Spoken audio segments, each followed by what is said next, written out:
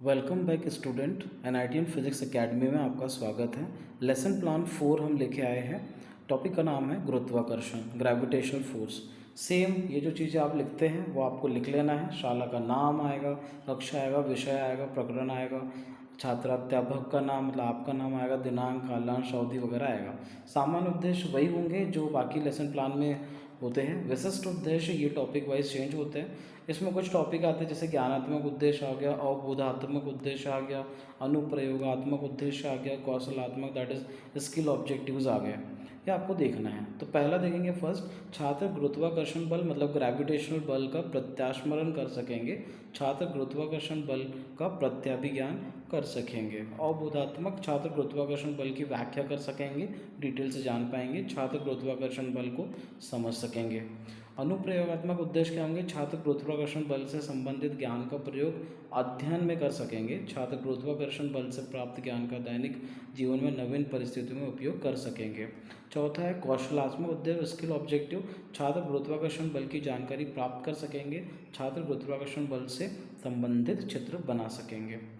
Third, सहायक सामग्री। सभी लेसन प्लान में सेम सहायक सामग्री होती है। बोर्ड आप लगा सकते हैं, संकेतक वगैरह आप यहाँ पे यूज़ कर सकते हैं। फोर्थ है शिक्षण विधि दैट इज टीचिंग मेथड। व्याख्यान विधि, प्रश्नोत्तर विधि ही हम जनरली यूज़ कर रहे हैं। पूर्व ज्ञान, बच्चों को किनका ज्ञान होना चाहिए, प्रीवियस नॉलेज क्या होना चाहिए। छात्र गुरुत्वाकर्षण बल की सामान्य जानकारी रखते हैं ऐसा हम मान के चलेंगे। प्रस्तावना दैट इज इंट्रोडक्शन। इंट्रोडक्शन में 2 पॉइंट्स आते हैं। छात्राध्यापक क्वेश्चन पूछकर बच्चों से उत्तर निकलवाने की कोशिश करता है। पृथ्वी पर जल कहाँ से आता है? तो बच्चे बोलेंगे वर्षा द्वारा। वर्षा होने का क्या कारण है? तो बच्चे बोलेंगे जल का वाष्पीकरण। जल वाष्पीकरण होकर क्या बनाता है? तो बच्चे कहेंगे बादल। बादल द्वारा वर्षा की बूंदें पृथ्वी पर किसके द्वारा गिरती है? तो बोलेंगे बच्चे गुरुत्वाकर्षण बल के कारण। गुरुत्वाकर्षण क्या है? तो संभावित आंसर बच्चे देंगे, चाहे वो कुछ भी हो।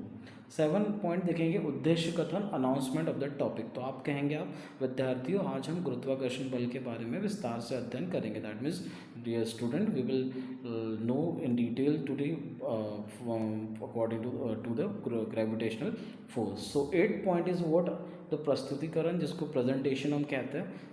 टीचिंग पॉइंट आएगा, छात्राध्यापक कार्य आएगा, छात्र क्रिया, श्यामपट्ट कार्य आएगा। गुरुत्वाकर्षण बल की डेफिनेशन आपको देना है। पहला पॉइंट डेफिनेशन दे देना है। सेकंड, छात्र ध्यानपूर्वक सुनेंगे और आप यहाँ पर बोर्ड का कुछ काम कर देंगे अपने अकॉर्डिंग, जो भी आपको लग रहा है। डायग्राम बना देंगे बोर्ड पर, कुछ एग्जाम्पल देंगे, कुछ विकासात्मक प्रश्न बच्चों से पूछ लेंगे। गुरुत्वाकर्षण बल हेतु कितने पिंडों की आवश्यकता होती है? बच्चे बोलेंगे ये 2 की होती है सर। 2 पिंडों के बीच लगने वाला बल कैसा होता है? तो बच्चे बोलेंगे आकर्षक बल, अट्रैक्ट करता है। ग्रेविटेशनल फोर्स का शास्त्रीय नियम क्या है? तो आपने बताया है बच्चों को, वो सुनेंगे गौर से। ये आप वहाँ पे नियम दे देंगे, यूनिवर्सल लॉ ऑफ ग्रेविटेशन, है ना। उसके अकॉर्डिंग क्या होता है, यहाँ पे लिखा हुआ है कि every body in the universe attract each other.